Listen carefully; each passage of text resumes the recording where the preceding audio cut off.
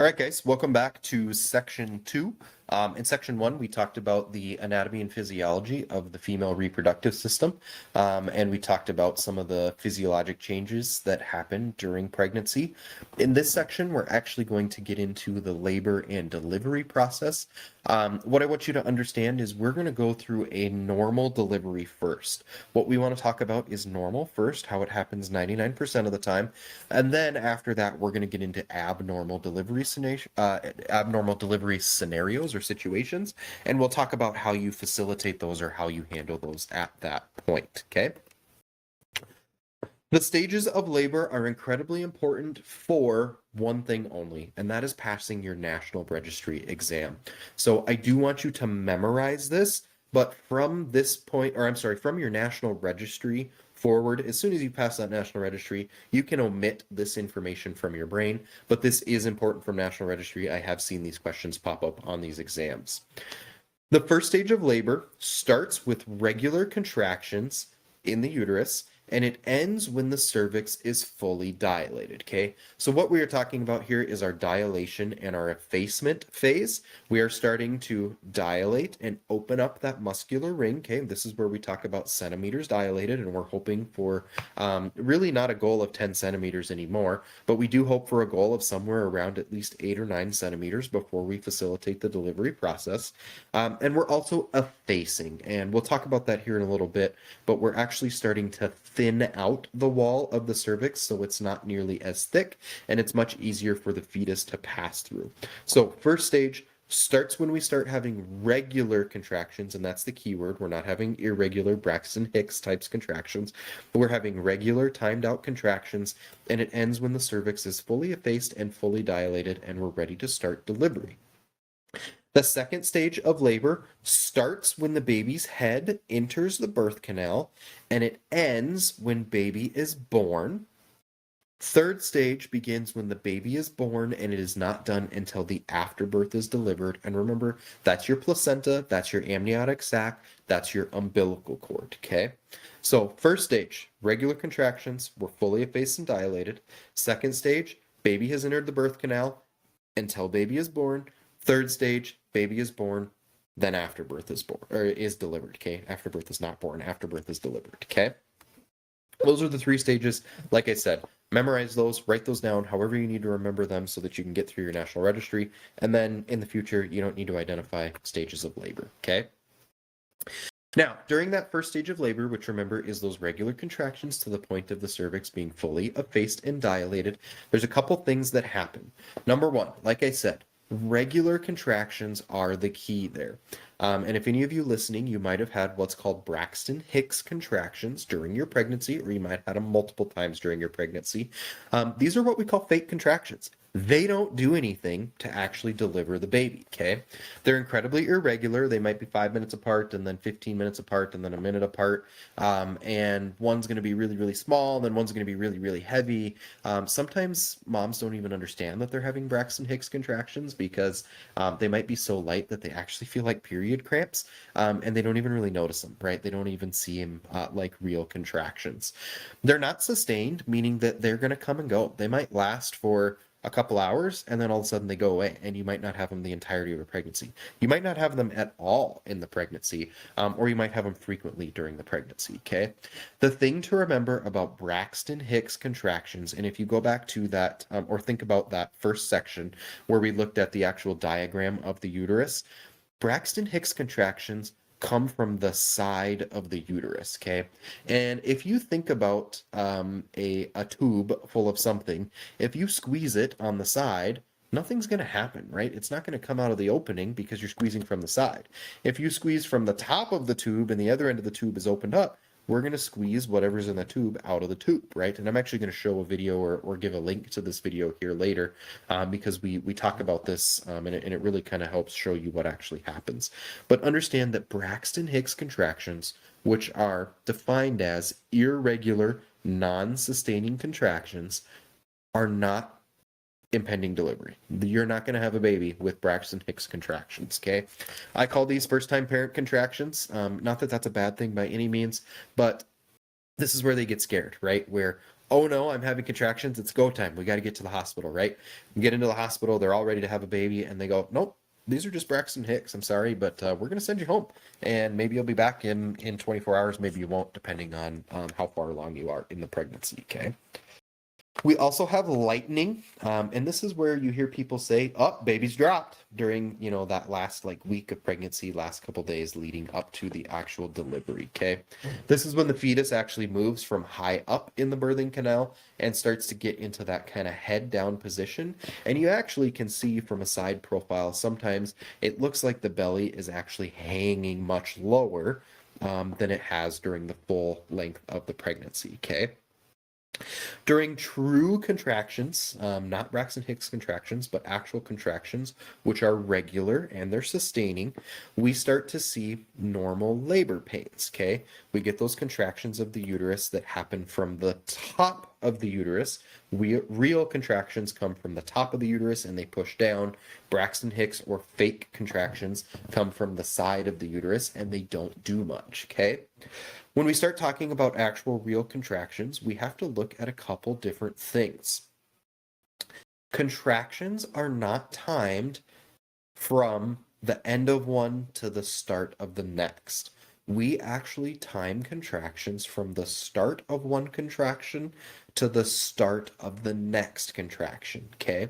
So when we say that contractions are 5 minutes apart, that means from the start time of one contraction to the start time of the next contraction is 5 minutes. Now, that being said, we also look at the duration of the contraction. So if we say that contractions are 5 minutes apart and they're 30 seconds in length, that means we have a contraction time of 30 seconds, but our contractions are 5 minutes apart, which means between each contraction, we have 4 minutes and 30 seconds, okay? Now, that being said, contractions are going to come on slow and they're going to come on light and they're going to continue to progress and progress and progress. They're going to continue to get closer together and they're going to continue to be longer in duration, okay? When we have contractions that are lasting around 30 seconds to a minute and they're about 2 to 3 minutes apart, delivery of the baby may be imminent, okay?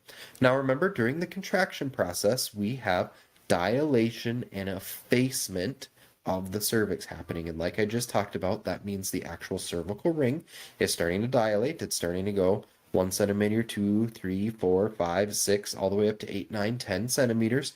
And we have that effacement or that thinning of the cervical wall. Okay, the muscle is actually starting to thin out a little bit. During this process, we're typically going to have a rupture of the amniotic sac, and this is what we consider water breaking. Okay, my water broke. This is actually the rupture of that amniotic sac, and it is not truly water, it is amniotic fluid, okay? It's that 98.6 degree hot tub water that has now been released because that amniotic sac has ruptured and it has traveled through the cervix, out the vaginal canal, and we have that water breaking, okay? We want to pay attention to this, and we're going to talk about some questions that we want to ask if this happens prior to us arriving. But understand that amniotic fluid should be clear, okay? It should not have any sort of green or brown tinge to it. If it does have a green or brown tinge to it, this is indicative of what we call meconium staining. And remember that meconium is fecal matter. So fetal, the fetus's fecal matter, fecal. For lack of better terms, baby has pooped in the amniotic sac, okay? This is not supposed to happen. Babies are not supposed to defecate until after delivery. And the reason for that is when we do defecate into the amniotic fluid, think about pooping in a hot tub. It's going to spread pretty rapidly around that hot tub, and it's going to get everywhere. Now, for us, that wouldn't be such a big deal because we're sitting in the hot tub and our nose and mouth are above the water. For baby, that's not true. Baby's mouth and nose are in the water. They're in that amniotic fluid. And so any sort of bacteria that is in that, any sort of fecal matter that is in that, is now going to travel into the mouth and nose, okay? Now, remember, baby is not breathing. We're not moving air back and forth. So we are a little better off if we can get all of that meconium out of there. But we need to understand that this can be incredibly detrimental to baby. Babies do not poop in the amniotic sac. They do not poop in the belly unless they're distressed, okay? So this means, and typically we see this in trauma-related cases, when mom has experienced some sort of abdominal-related trauma. We can see this in prolonged birthing process, prolonged pushing process, where the pressure of the cervical wall actually pushing on baby or baby's head can actually decrease the heart rate so low that these babies actually vasovagal down. We stimulate their vagus nerve. And just like in a human, when we stimulate the vagus nerve, they can defecate or have a bowel movement. The same thing can happen with baby. What you need to understand is if you get there and the amniotic sac ruptures and we have amniotic fluid running out and it is tinged in brown or green, or if this happens before you get there and you ask, has your water broken and what color was it? And they say it was green, it was brown, it was tinged. We've got a baby that's in distress and we need to be on high alert for neonatal resuscitation once that baby is delivered, okay? Here you can see that first, second, third stage of labor is, if you're a visual person, the first stage is the beginning contractions to full cervical dilation and effacement. Second stage, we deliver baby. Third stage, we deliver the afterbirth, okay? As we get into that second stage of labor, the cervix is now fully dilated enough for baby to deliver, and we have now fully effaced the cervix, okay? We have the thinning of the cervical wall. The contractions are going to become more and more frequent with this, and when contractions become more frequent and more intense, the pain is going to become more frequent and more intense that comes with that, okay? Like we talked about earlier, mom might feel the need to push or move her bowels. This is an indicator that we need to look for delivery, right? That delivery is probably pretty imminent. One of the very first couple cases that I delivered, mom was more comfortable on her hands and knees on our cot.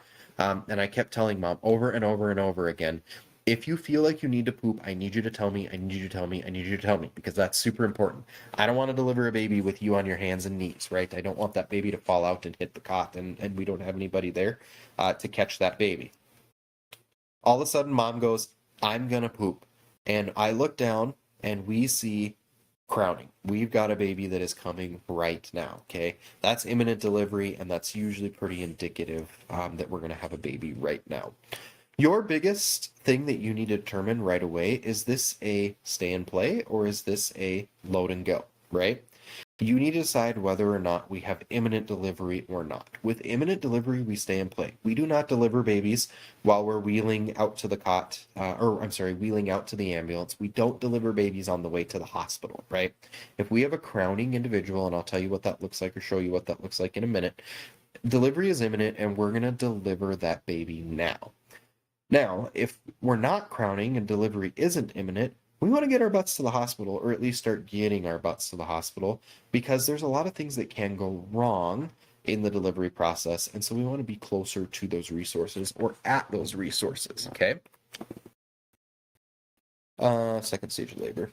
Third stage of labor, like we talked about after baby's birth, this is when contractions are going to resume again until the placenta is delivered.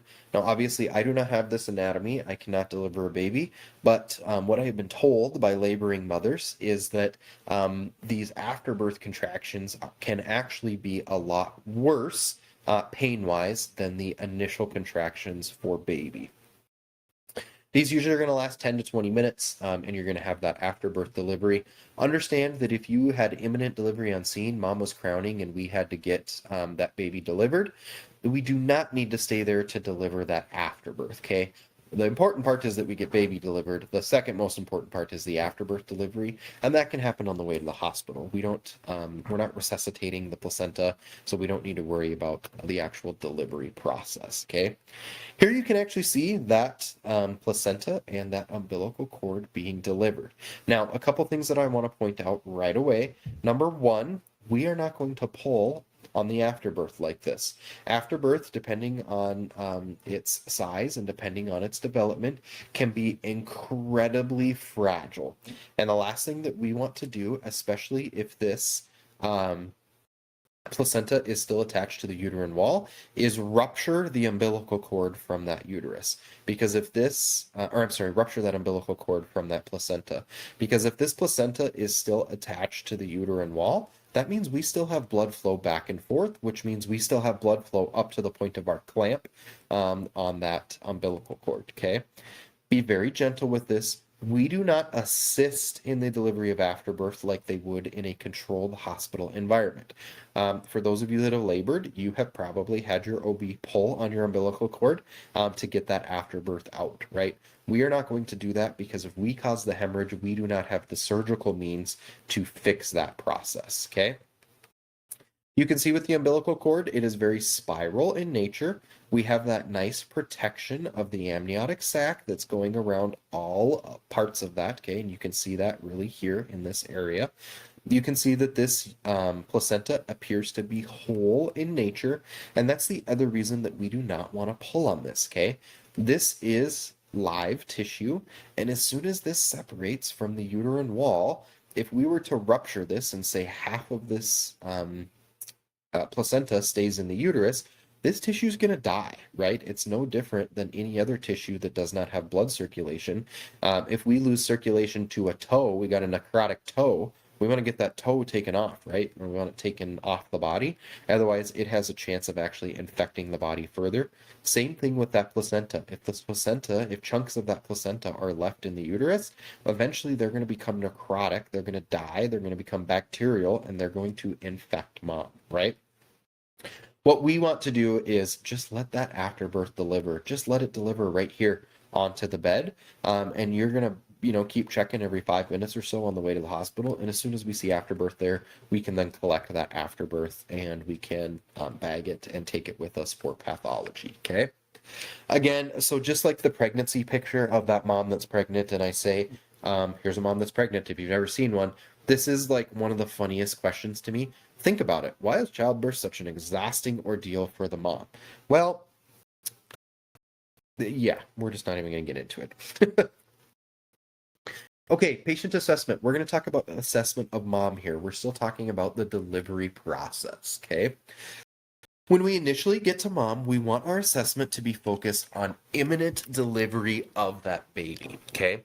So when we get there, you get that ambulance call for a pregnant mom who's having contractions. Obviously, we're already heightened on our response to that call, but when we get there, I apologize, you can probably hear Oliver shaking his head. He's readjusting here. When we get there, we want to identify if we are going to facilitate imminent delivery or not, okay? We want, just like with every patient, name and age of that patient, okay? We're still gathering our pertinent information about this patient, but one thing that is new is what's your expected due date, okay? Today is March 23rd, and if the due date is March 24th, all right, this is a pretty full-term pregnancy. We're ready to go, okay? If today is March 23rd and our expected delivery due date is not until April 23rd, we've got a little bit of a problem, okay? This starts to change our course plan. Is this the first, Is this the first pregnancy? Why does this matter? Well, first pregnancies, or I should say first labor processes, typically take longer than second, third, fourth, fifth. They typically get shorter the more births that we have had, okay? The other reason we want to ask is if this is first pregnancy, this is all brand new, okay? We've never gone through the labor and delivery process before. None of this has been familiarized to the patient or the patient's family, spouse, whoever it may be, to that, okay? Now, that being said, anytime that mom is dealing with you in a labor and delivery process, it's going to be new, right? And that shouldn't offend you, but no mom plans to deliver their baby in the freezer section of Walmart with some EMT that they don't know, right? It is always planned out. This is how we're going to do it. This is who's going to do it. This is who's going to be in the room. This is when we're cutting the cord. This is the onesie that we're going to put on. You get the drift, right? So understand that you're approaching a situation that was not planned for you, and it was not planned for mom or baby either. Has the patient had any prenatal care, and has that prenatal care produced anything about baby, okay? So one, have you been having your prenatal care? And two, has your doctor told you or has your OB told you of any problems that might happen or might be going on with baby, okay? Anytime that we have a patient that has not had prenatal care, we want to be on pretty heightened terms with that baby because we know absolutely nothing about that fetus and we know absolutely nothing about mom in that situation, okay? When did the labor pains start? AKA, when did those contractions start? Has your water broken is another important one, right? Has your water broken is going to help you identify between Braxton Hicks contractions versus real contractions. Do you feel the urge to push or move your bowels? Okay. This is going to help us identify if this is imminent or not. I'm going to show you a picture of crowning here in a second, but when we see crowning, this is when we are going to deliver the baby right now. I need mom laid down. We need those pants off. We need those underwear off because we need a nice clear delivery area and we need to deliver this baby, okay?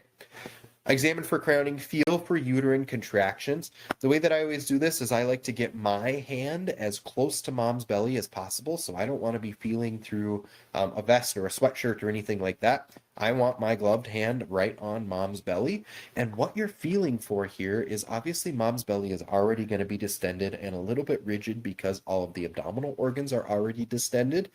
But in the contraction phase, what you're going to feel on your hand is that belly is going to turn literally as rock solid as a basketball, a well-inflated basketball, to the point where you could literally knock on the belly and you probably would get a knocking sound because those abdominal wall muscles are so rigid and so tight that they are contracting and they're not going to let any sort of movement happen, okay? When you put your hand on the belly, you're literally going to feel this. You're going to feel that tightening, and you might even feel that tightening before any sort of response from mom happens, right? Before we start to get any sort of pain response from mom. Like with any individual, we do want to get, or any patient, we want to get those vital signs right away. We want to get a good baseline vital set on mom, right? Here we have a great image of crowning. I wish this hand was out of the way so that you could see what this really looks like. But what you can see here is we have perineal bulging as that baby's head is pushing against the vaginal canal. And we're about ready to deliver that head, okay? As you can see here, I do really love this picture for this reason. You can see that they're actually taking their fingers and they're running them around the perineum and they're actually making sure that nothing is caught, okay? What we want to avoid during a natural vaginal delivery is a tearing of the soft tissues of mom, and this is a great way to help do that. We're just running our fingers around the vaginal canal opening, and we're making sure that we don't have any sort of catch from baby to mom here, okay? If you see this perineal bulging, imagine this hand out of the way. This is not a mom that we say, close your legs and walk to the cot. This is a mom that we say, okay, we're going to deliver this baby right here, right now, okay?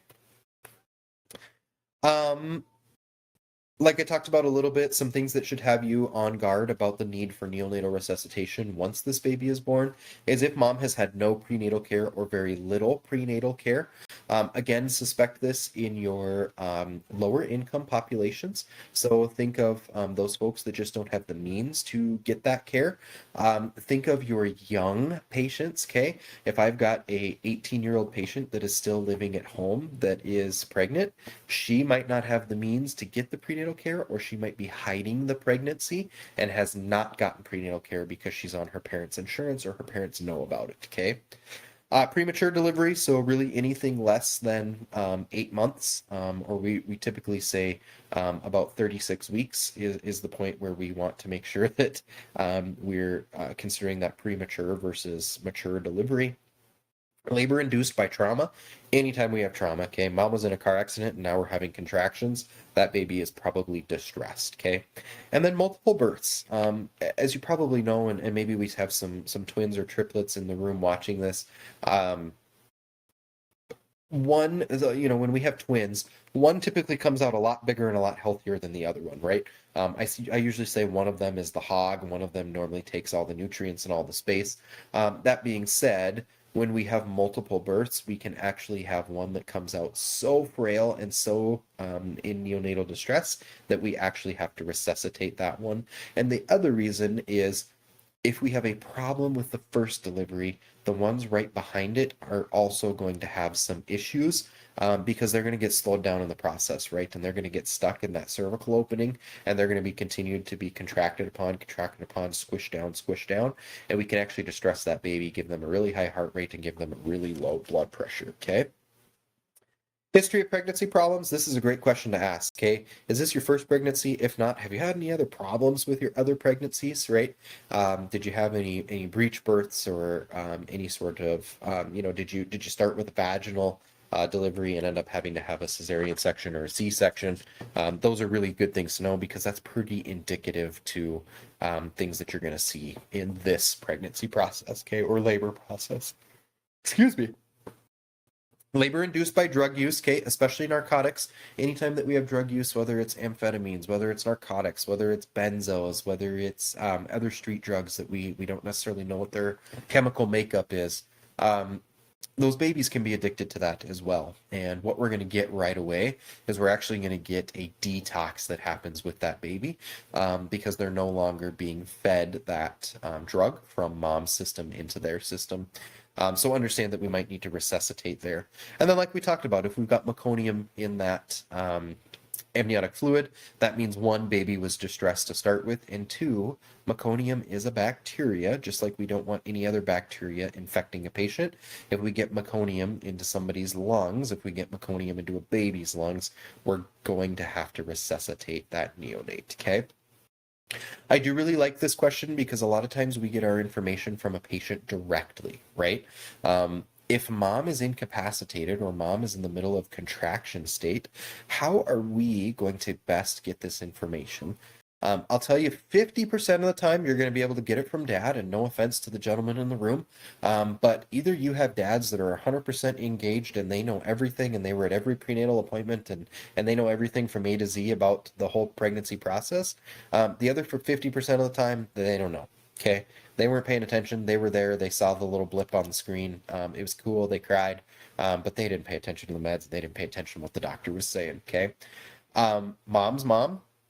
Mom's sister, mom's family. Another great way to get this information if you need it. If you know where mom has been doctoring, don't forget we can always call that OB office, right?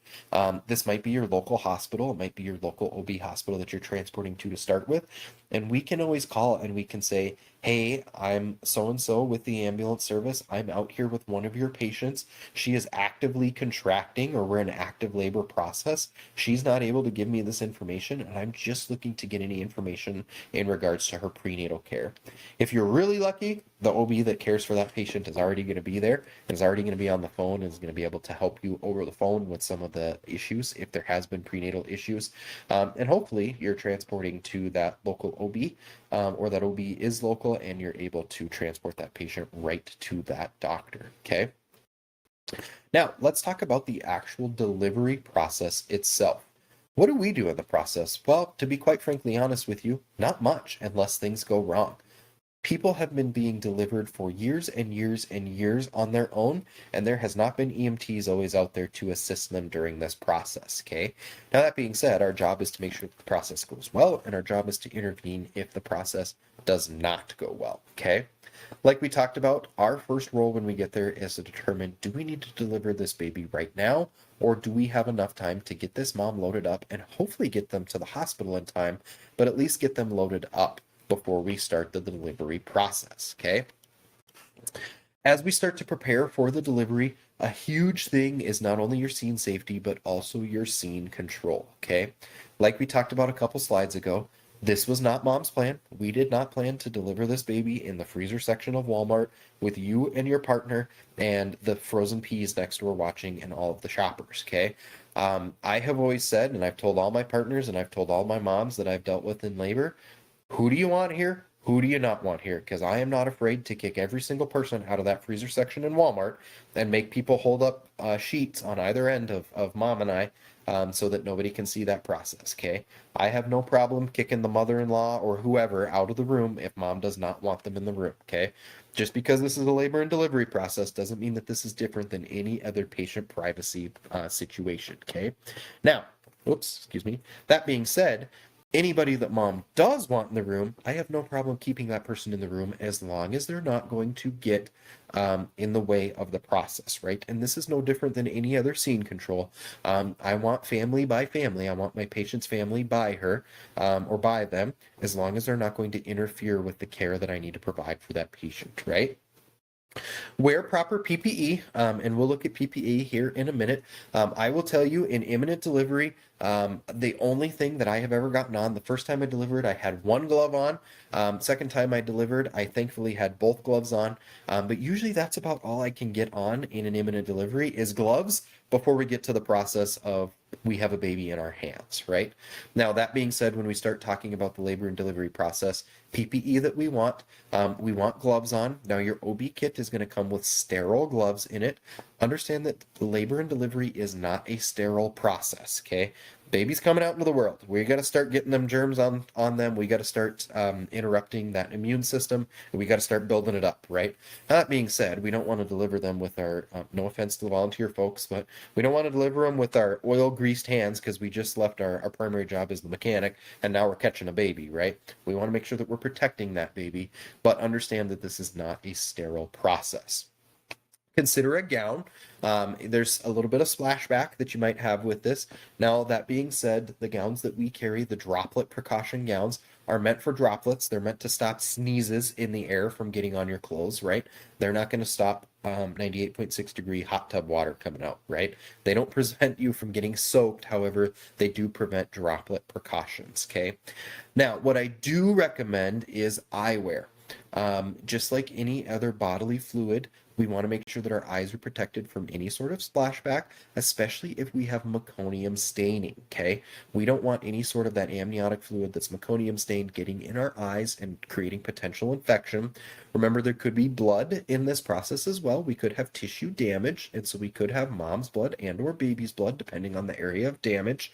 And the other thing is we could have vaginal sexually transmitted diseases, right? And when that amniotic fluid passes that vaginal opening, it can become infected with that, and we definitely do not want that splashback into our eyes, okay? So at a bare minimum, I recommend that you need to have your gloves on and you need to have some sort of eyewear protection on, okay? If you are somebody like me, who is a tongue thinker, and anytime that you're concentrating on something, your tongue is like constantly going back and forth and you're sticking your tongue out, I recommend putting a mask on, okay? The other thing we need to think about, and we'll talk about this in premature delivery, is as soon as we get into a premature state, when we're delivering a premature fetus, we want to be incredibly careful not to spread any sort of germs onto that baby. So this is the moment that I'm going to get gloves and a gown and a mask and eyewear, and I'm going to make sure that I am not spreading my germs or the germs from my germ-infected ambulance into that neonatal patient, okay? We want to make sure that mom is well positioned on something flat, bed floor, or the ambulance stretcher, okay? If mom, you get there and she feels like she needed to defecate, and so she's sitting on the toilet, mom, I need you up and off that toilet right now, right? I don't want to deliver a baby into a porcelain bowl. If she's standing, if she's on her knees, a couch, anything like that is going to work for delivery. Just make sure that it's something bed-like and it's solid. Again, depending on where you're at, make sure that you have ample delivery area. You don't want mom right at the end of that cot where you're going to have to catch baby off the end and hope that you don't drop baby, right? Give yourself ample delivery area so that you have a place immediately to set down baby, okay? Remove any clothing that's obstructing the vaginal canal or the vagina opening. We want to make sure that we are going to be able to catch baby and not get caught up on clothing, right? That being said, keep mom decent. We don't need mom to be naked in the freezer section of Walmart, okay? We just need to have enough clearance so that we can do our job and catch baby, okay? I love this. Position your assistant and your OB kit, okay? Again, make sure that you have hands here and make sure that you have help because you're going to need people to open equipment for you, especially if you've got baby, okay, in your hands. Make the environment as warm as possible. This is true, okay? We don't want to deliver baby into that cold concrete freezer section of Walmart. And it's chilly in there, right? People have just been opening the doors and it's freezing. Try to make that environment as warm as possible if you can. Ideally, this is the back of your ambulance, right? This is where we sacrifice our own comfort for our patient's comfort. And I'm going to strip down to my t-shirt so that I can turn that heat up so that baby comes out into a warm environment, okay? In your OB kit, you're going to have drapes. We don't have time to drape a patient if we're delivering in the field, okay? If we are experiencing imminent delivery, we don't have time to make it all pretty. Again, mom does not need to be naked in this situation. She does not need to be completely disrobed. We would keep mom's top half covered up if we could, but we would drape the bottom half. That being said, like I said, this is not a sterile procedure, okay? The other thing that I say, and when you get into your skill session and you start opening up your OB kits, just do me a favor and take a peek at those drapes that they have in there, and then hold them up to the light and tell me how see-through they are, because it's literally like a paper towel, and I would feel incredibly disrespected if I had these draped over me, these little paper towels draped over me, and here you can see them right here, okay? Looking in your OB kit, some of the contents that you're going to have, understand that depending on which agency you work at, your agency might have pre-put together OB kits or commercially put together OB kits, and that's what we carry on our ambulances.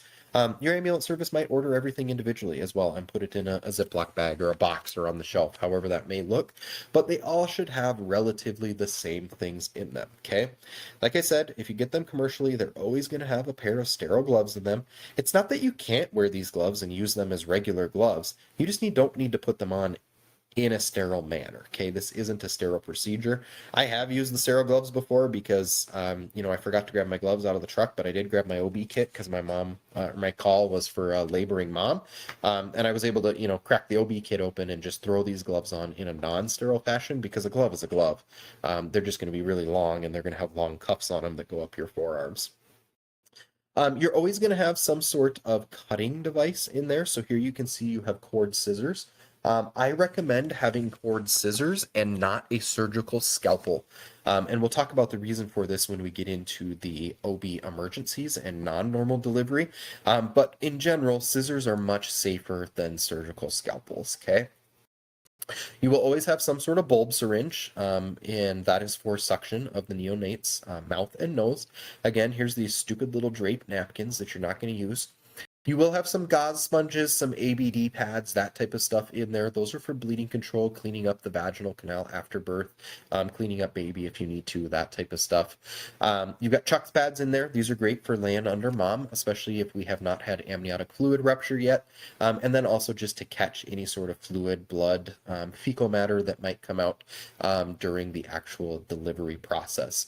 I always recommend having a couple Chucks pads down because the nice thing about that is if you lay 3 or 4 of them down on top of each other, when one gets soaked, you can pull that one out of there. Or if we have fecal matter come out prior to baby delivery, I can pull that Chucks pad with fecal matter and have a fresh, brand new Chucks pad right underneath. You will always have at least 2 cord clamps in there. And I apologize, this picture's small. I can zoom it in. You can see that these cord clamps are what we call alligator clips. They're plastic in nature. Down each side here, they've got kind of like little ribs that clamp into each other. You can see you got the loop on one end and they're open on the other end. These are not like the tongs in the kitchen. Do not click these twice and test them because as soon as they get closed, they do not reopen again and they have to be cut off. And once they're cut off, they cannot be used again to actually clamp the cord. The reason I say do not test them is because most OB kits, especially if they come commercial, only come with 2 clamps in there, and you needed a minimum 2 clamps to clamp and cut a cord, okay? Typically, OB kits will have some tape in them. Oh, goodness, what did I just do? Typically, you will have some sort of tape in there. Depending on your OB kit, you might not have these plastic clamps. You might have what we call umbilical cord ties. And that's basically just like string that you tie around, but those are becoming less and less common. These are it's a little hat for baby. It's a like a stocking hat. I don't recommend these. They work in a pinch, but they're just really cheaply made. Most ambulance services carry actual like neonatal hats on their ambulances or receiving blankets on their ambulances. We carry because this is such a rare occasion. We carry both a blue and a pink hat that say our ambulance or they say Ringdale EMS across them. You can use these in a pinch. They work. They're just not the cutest thing, and they're not the nicest thing. They're pretty rough on baby's head. The very last thing that you always have in there is you'll have a plastic bag that'll have one or two red ties in it, and this is to catch your afterbirth. Okay. We haven't talked about this yet, but afterbirth always goes off to pathology to look for abnormalities in the afterbirth, but it also is sent off to pathology to determine that all of the afterbirth is there and that we didn't have a piece tear off and it's still somewhere inside the uterus or inside the delivery canal. Okay. Off-duty delivery supplies. I'm going to skip off-duty. Your book talks about this plenty. That's not what we're here to learn about, okay? Okay, delivering the baby. So we have identified that we have a mom who is in imminent delivery. We're crowning. I've got my assistant. I got my OB kit. I've got my personal protective equipment, wherever I may be. Hopefully I'm in the back of the ambulance. It's time to deliver this baby, okay? Once we have crowning, we want to make sure that we have positioned mom and positioned ourselves for constant view of the vaginal opening, okay? We want to be watching for when this baby's head is ready to deliver. Be prepared for mom to experience a lot of discomfort, okay? We're not able to control this pain. We're not putting in a nerve block during this because we're in the middle of delivery, okay? So there's going to be some extreme discomfort that happens with this. Make sure that we provide that emotional support for mom, okay? Both for the pain and the discomfort side, but also for the fact that I'm sorry that you're having this baby in the back of my ambulance right now and not with your husband in the OB office, right? Communicate with the patient through the contractions, help them breathe through those contractions. A lot of times we see them hold their breath during the contractions, and that's also something that we don't want to see. We want to make sure that those contractions are being breathed through because we don't want to end up in a hypoxic state from those contractions, okay? Assisting with the delivery, we always want to keep our partner or our assistant at mom's head or someone at mom's head if there's someone else that's more qualified to be there. And what I mean by that is not a more qualified medical personnel, but I mean I would rather have dad at mom's head than have my EMT partner at mom's head, or I'd rather have mom's mom at the head, or sister, or friend, or whoever it is that mom trusts and wants there, okay? When we get into that crowning process, we're going to position our gloved hands at the vaginal opening when their head starts to appear. When we get in between contractions, and remember that image that I showed you of that crowning earlier, I want you to take your hand in between contractions and we're going to cup that hand, being very careful not to push onto the soft spot, the fontanelle on the top of the head. And we're actually just going to put gentle pressure against baby's head. And what this does is it's going to prevent sudden explosive delivery from the head during the off cycle of the contraction or between contractions, okay? The reason we don't want this to happen is for trauma purposes, both to the vaginal opening, the vaginal canal, but also to baby and baby's head and shoulders, okay? On mom's side, if we suddenly have explosive delivery of the head, those shoulders are going to slam into the vaginal opening and we can have bleeding or tissue damage that comes from that. Now, on baby's end, we can also have bleeding and tissue damage from that movement, but we can also get nerve damage from the force that happens going past the head and the neck. Remember, we have some pretty important or pretty serious structures running through the spinal cord and the spinal column, and we want to make sure that we don't end up with nerve damage.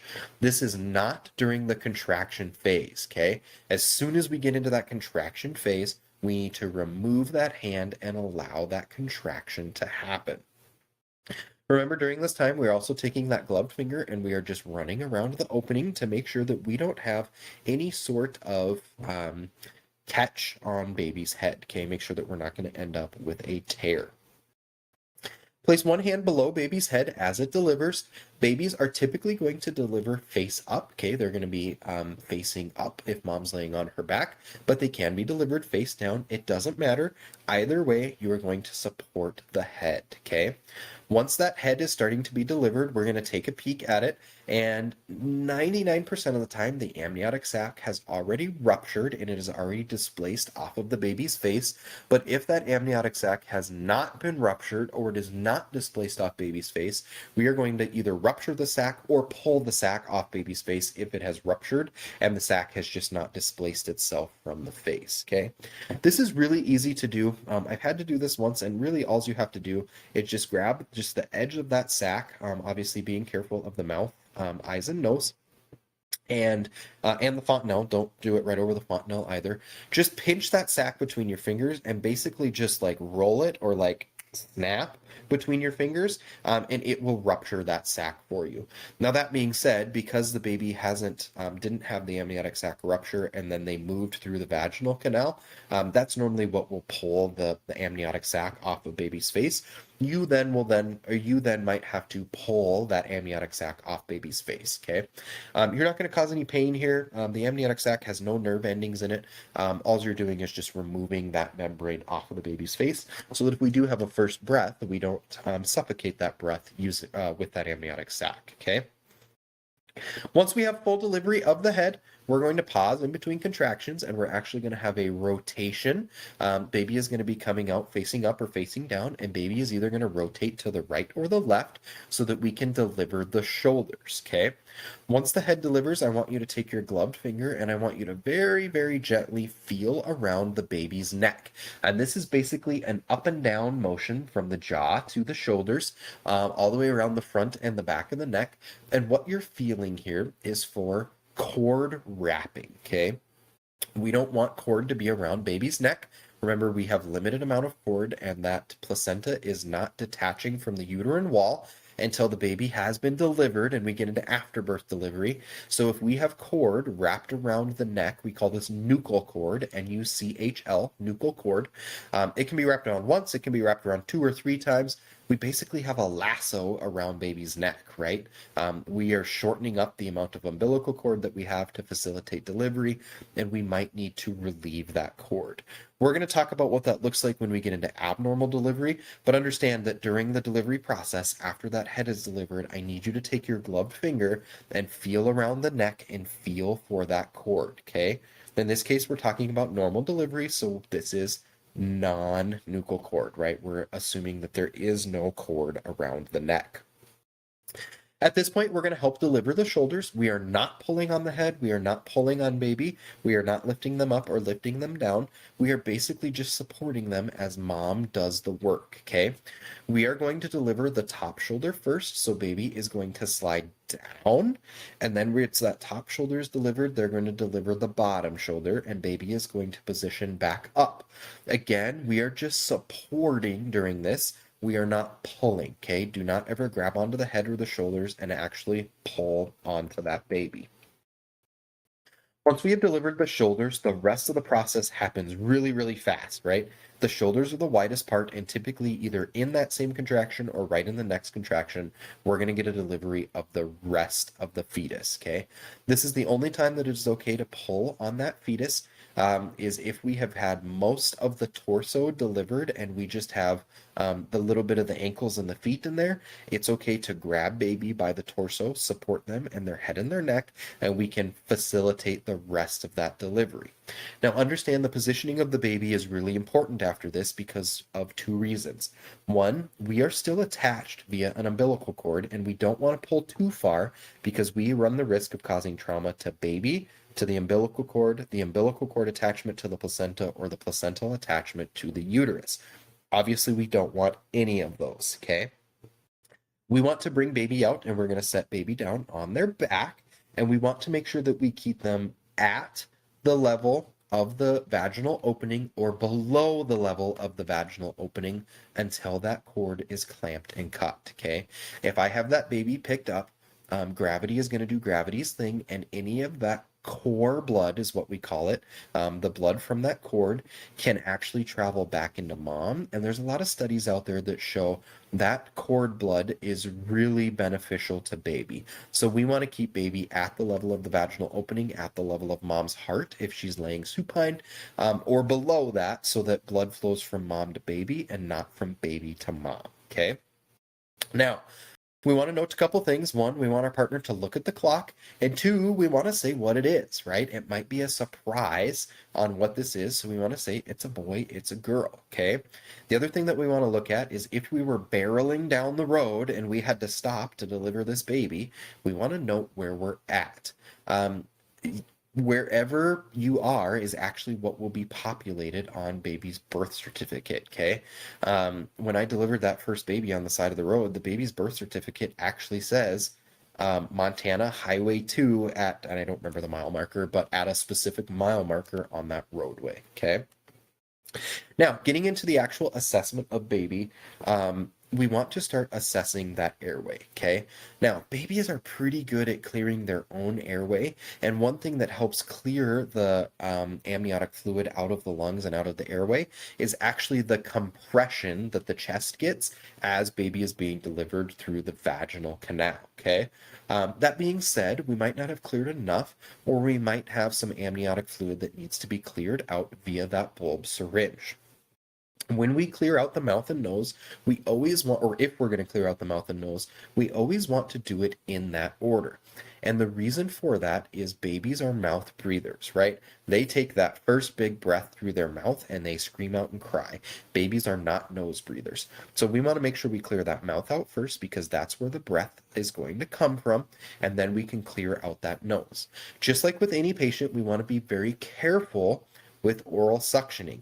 If we stick that suction too far down into the oral pharynx, we can actually stimulate the vagal nerve, and we can get vasovagal reaction in that baby. We can get a hypotensive bradycardic baby, okay?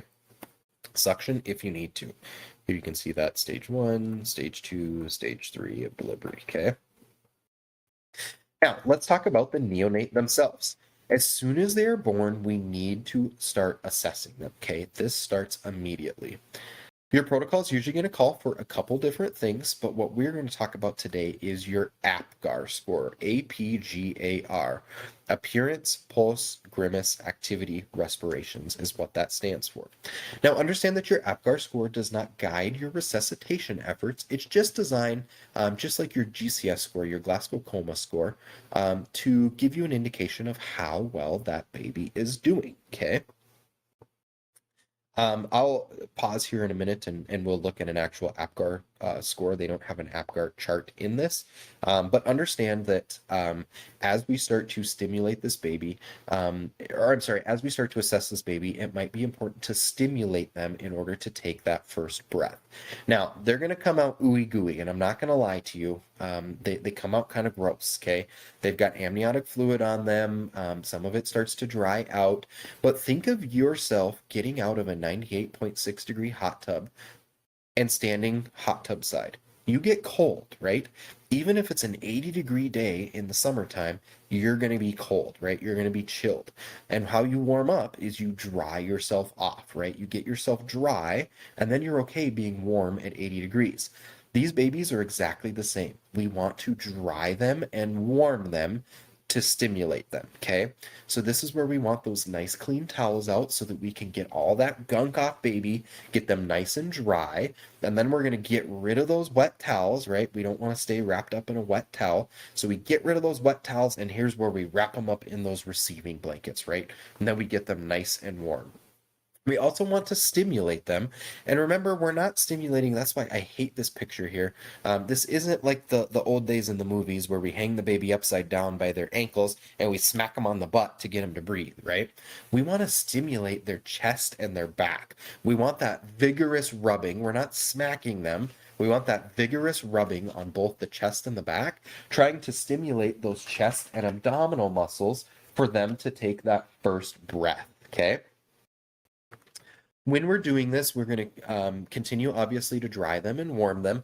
If you run out of blankets or you don't have receiving blankets, or for some reason it's incredibly cold in the environment, don't be afraid to use those reflective heat blankets, right? Those quick heat blankets. They look like aluminum foil in those little packs, and you unfold them and you can put them on directly on the skin, and then you wrap them up and it helps reflect their radiant body heat. Don't be afraid to use those if you need to, okay? Here I got ahead of myself super far.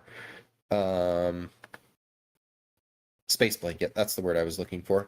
Cover the head, that's huge. Babies lose about 80% of their body heat through their noggin because their noggin is so big and vascular that it dissipates a lot of heat. So again, make sure that their noggin is covered up.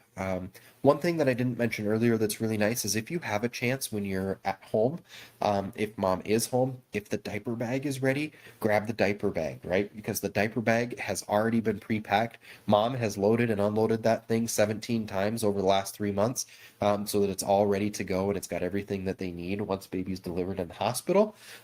They might have the stuff for baby, right? And so we want to facilitate that. We want to use that cute little onesie. We want to use that cute little hat, right? If they have that.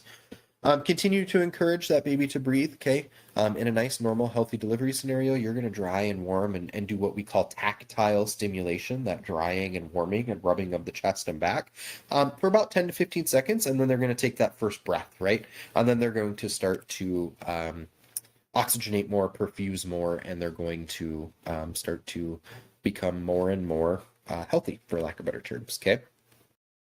Now, cutting the umbilical cord, we don't ever need to be in a rush. We used to be in a big rush, like as soon as baby's delivered, clamp that cord, cut that cord. Again, like I talked about, research has shown that there is a lot of benefit in continuing to get that cord blood into baby. Okay, there's a lot of we can avoid a lot of like jaundice situations by making sure that that cord blood is received. That being said, the only times that we necessitate cutting immediately is if that cord is wrapped around baby's neck and you're not able to reduce that nuchal cord by slipping it over their head, and we'll talk about that in the next few slides of this. If that baby comes out and they need to be resuscitated, okay, they come out pulseless and not breathing, or one or the other, and we need to resuscitate them, and for some reason them being attached to mom via the cord is impeding that. If mom needs to be resuscitated and baby doesn't, we also might need to cut that cord so that we could take care of baby, but also resuscitate mom at the same time, okay? If that attachment interferes with the urgent need for transport or mother or baby, okay? If baby's going downhill and we need additional resources on scene, and I'm going to put baby in another ambulance, or I'm going to put mom in a different ambulance so that we spread our resources appropriately, might need to cut and clamp that cord right away, right? And then, like always follow your local protocol. If your local protocol says you clamp and cut the cord immediately, then you clamp and cut that cord immediately, okay? Cutting and clamping the umbilical cord, or I should say it the other way, clamping and cutting. Don't ever cut and clamp. You clamp, then cut.